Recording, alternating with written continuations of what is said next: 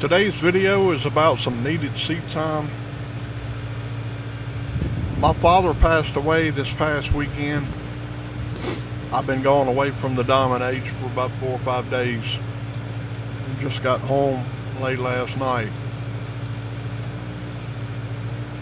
I always think better operating a tractor or just out in the woods in the side-by-side. And today I chose the TYM T4058 and the backhoe to do my thinking.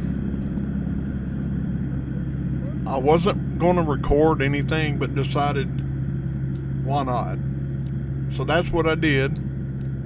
I needed to clean out my culvert. The mud had gathered up at the beginning of the entrance of the culvert, so I wanted to clean that up